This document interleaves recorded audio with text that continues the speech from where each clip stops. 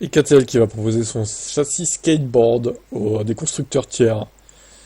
Alors, c'est un concept qui remonte déjà plus de 20 ans, ce châssis skateboard, avec la présentation du concept GM Autonomie en 2001, un concept qui sépare totalement la partie technique totalement contenue dans le châssis et de la carrosserie et de l'espace à vivre. Les premières voitures avec le châssis séparé utilisaient déjà un principe similaire, mais le châssis skateboard moderne va plus loin, puisque les commandes, volant et pédales n'ont aucun lien physique avec le châssis.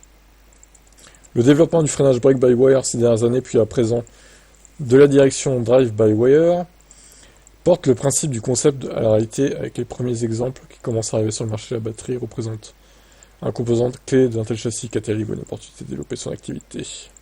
Selon KTL, un prototype de véhicule basé sur ce châssis a passé un crash test à 120 km/h, avec une structure d'habitacle préservée, et surtout sans incident sur l'intégralité de la batterie, et donc sans incendie. Rappelons que le fait de passer de 56 km/h test China NCAP ou 64 km/h Euro NCAP à 120 km/h fait plus que doubler l'énergie à disperser, cette dernière dépendante de la vitesse au carré. Dans le détail, ce châssis vanté comme ultra sûr embarque une batterie de type CTC, celle tout châssis, freinage et direction by-wire avec redondance complète pour assurer la compatibilité avec la conduite autonome de niveau 3 ou 4, et jusqu'à 3 moteurs électriques. L'autonomie des modèles basés sur Bedrock pourrait atteindre 1000 km en cycle CLTC, 800 km en WLTP.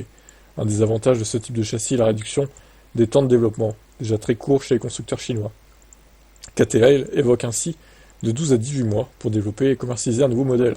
Le premier modèle basé sur ce châssis devrait être une nouvelle version de la Neta S, mais les difficultés du petit constructeur ont changé les plans. C'est finalement Avatar, je sais pas comment on dit, Avatar, qui aura la première du châssis Bedrock en 2025. Sans doute pour ce second SUV, KTL détient 14% de cette marque. Donc c'est dedans, c'est gagnant-gagnant. Voilà pour ça. À voir s'ils proposeront à des constructeurs européens peut-être un jour aussi ce châssis. Tiens, ça pourrait servir. Hein. La Leapmotor C10 aura bientôt un prolongateur d'autonomie qui va lui faire dépasser les 900 km d'autonomie.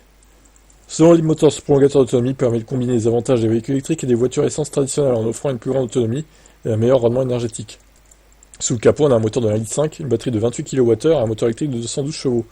La batterie offre une autonomie de 145 km électrique, ce qui est pas... Ouais, si. Ça doit être 28 capacité totale, ça doit être 25 net, un truc comme ça, je pense. Et même jusqu'à 950 en cycle mix, du coup, le Leapmotor n'a pas donné beaucoup de détails, mais a indiqué que le SUV consommerait 0,4 litres au 100 et aurait des émissions de 10 grammes par kilomètre. Oui, ça, bon. Les 0,4 litres au 100, on n'y croit pas trop, hein. Si vous préférez ne pas utiliser d'essence, le modèle est capable de reprendre 75 km d'autonomie en 18 minutes, grâce à une charge rapide, du coup. À vue de nez, ça doit être à 40 kW, je pense, la charge rapide. Peut-être 50. Côté design, le C10 prolongateur d'autonomie ne devrait pas être différent de son cousin 100% électrique. Bon, ils ont pas communiqué sur la capacité du réservoir, du coup, pour qu'on ait une vraie conso. Mais bon, après, si le réservoir ne fait que 40 litres, effectivement, par exemple, ça peut être pas mal quand même, 950 km d'autonomie. À mon avis, de toute façon, le réservoir doit pas être immense, parce qu'il y a déjà une batterie de 28 kWh, tu peux pas mettre 60 litres de réservoir. Hein. Je pense pas, donc bon. À tester en conditions réelles, évidemment, comme d'habitude. Ciao. Une entreprise a testé 25 000 packs de batteries usagées. Qu'est-ce qu'il en est ressorti de tout ça? Decra vient de publier ses conclusions, donc c'est l'entreprise qui affirme que les batteries sont plus durables que le craignent les clients. Decra précise même qu'avec des kilométrages élevés, nous constatons encore une capacité de plus de 90% dans la plupart des cas. En Allemagne, l'entreprise propose un test rapide sur rendez-vous, un contrôle important qui pourrait permettre de développer le marché d'occasion. Les chercheurs ont publié une étude qui montre que les batteries DVE pourraient durer jusqu'à 40% de plus que ce qu'on pensait. Les tests réalisés en laboratoire sont trop éloignés de la... Oui, ça on l'avait vu dans une présente vidéo, je m'en souviens.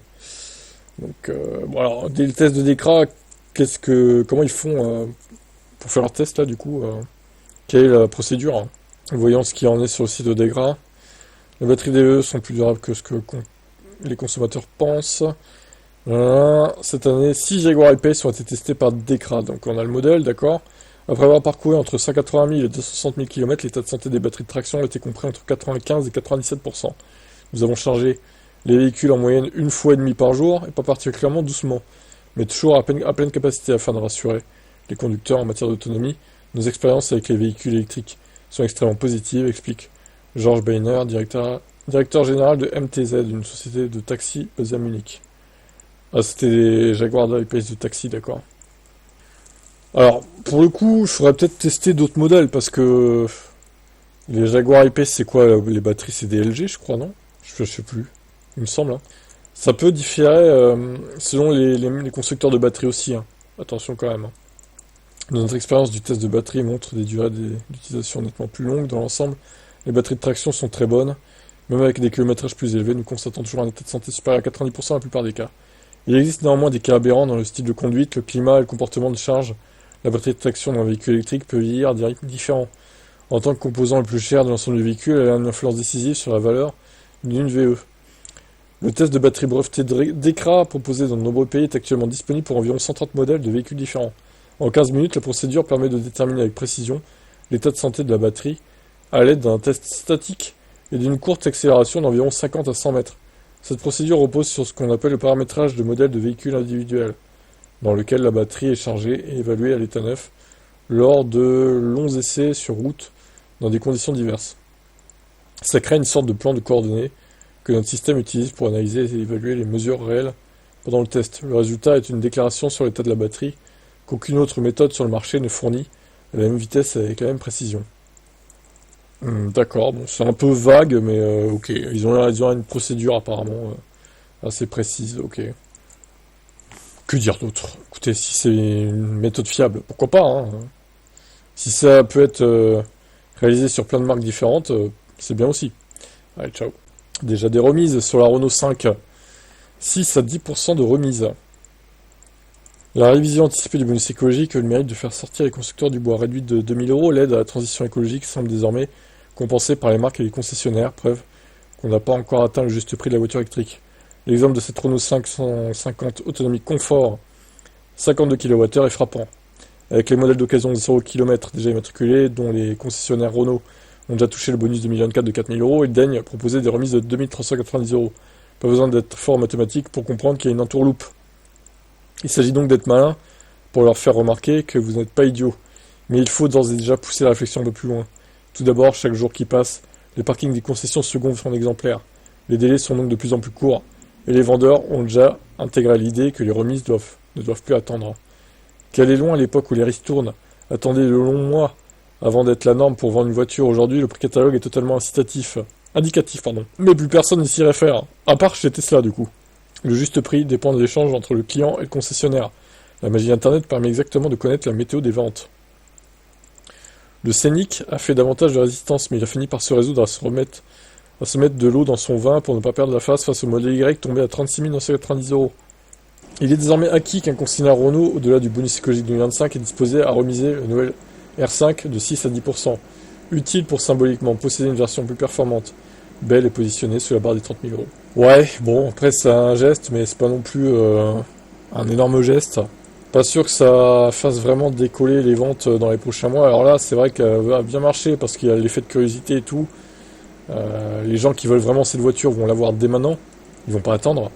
Mais sur le long terme, la R5, je sais pas ce que ça va donner, hein. Ça aura moins de succès que la Zoé, je pense. Surtout s'il reste à des tarifs pareils. On verra.